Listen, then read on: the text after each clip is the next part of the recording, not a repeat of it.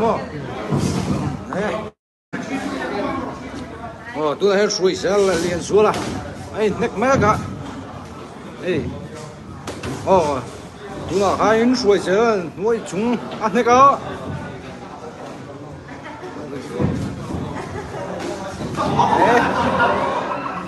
Anh fit tun khóc mày hắn bắn đi hiền, anh phiết phát mày. Chú cho thấy đâu cua này.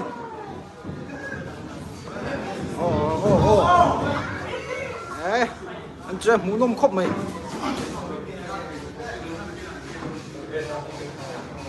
Suy sẽ là hiện sang đều rồi cả. Cái chú suy sẽ là bị chiang lên tụt. Hiện xuống là hai đồng chiang khóc mày.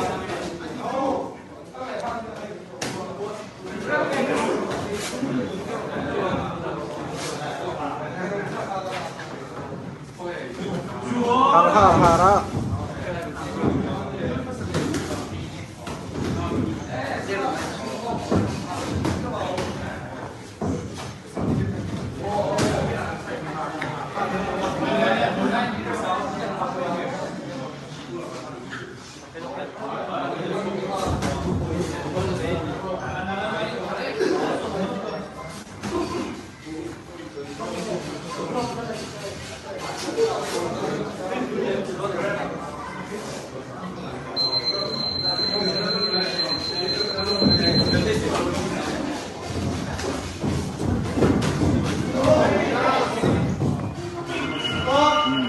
Thì khám phá xong chua lâu sống thèm ấy. Mù nông lý tụi cái xoay tùn mang bó gắn lâu sẽ lâu lâu mà lè.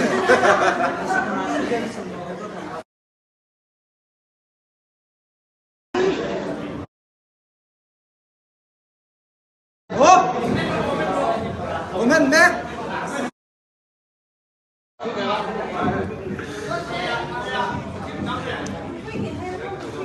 Tôi hiện second round chân lệ thôi na free hit.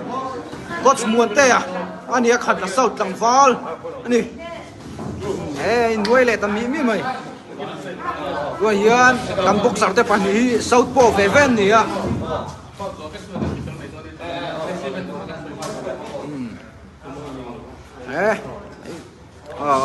Anh chạy á.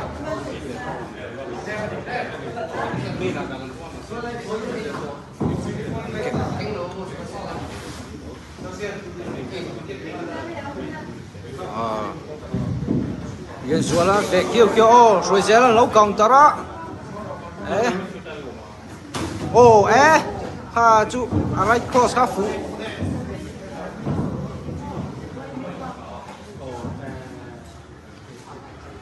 Anh về lại kêu liền xuống là nếch trời lá. Rồi sẽ là tạo chuộc cắt. Liền xuống là làm cắt mày.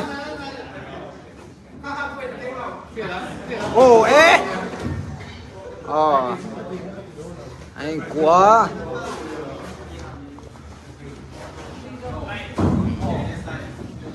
Liền xuống là hệ style hệ đắng lắm khóc mày.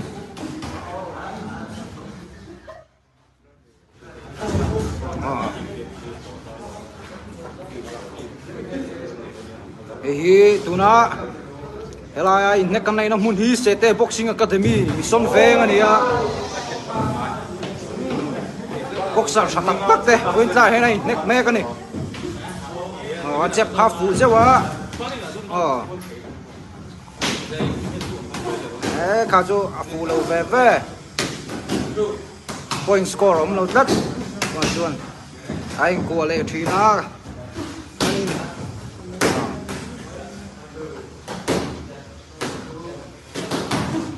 chép khá phụ lệ xeo bắt cắt khá phụ về đấy đúng là hàn anh quá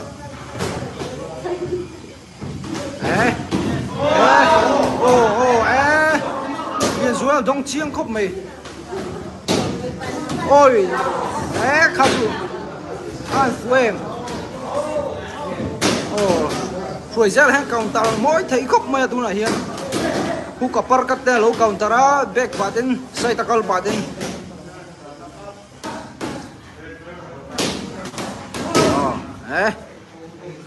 free nó chen lo va thì rồi hết thấy cái này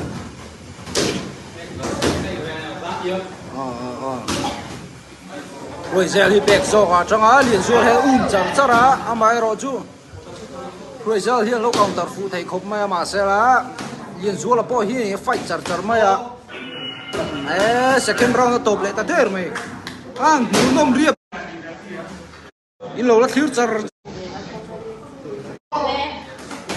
then final round anh đó na tu là hiện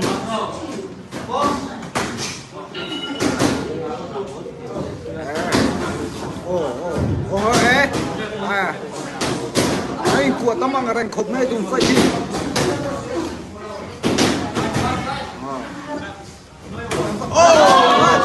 my god chiang lên tụi môi em mày lao chuồng mía rồi liền ruột hiện liền ruột nó pin hi nó nè nuôi mía mày à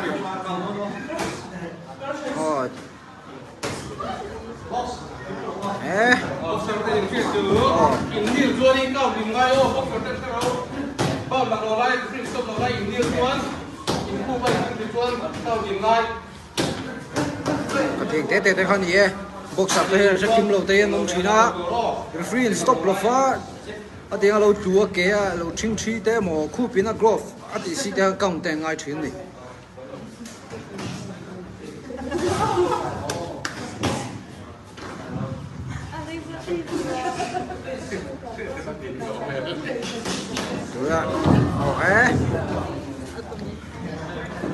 rồi sẽ là bạn sẽ này mang trong cái thiếu mang này khóc mà chú đi ruồi liền xuống là bỏ hi à để cho cái này thì sẽ phải chặt mà hi à chặt quý mấy thầy bỏ này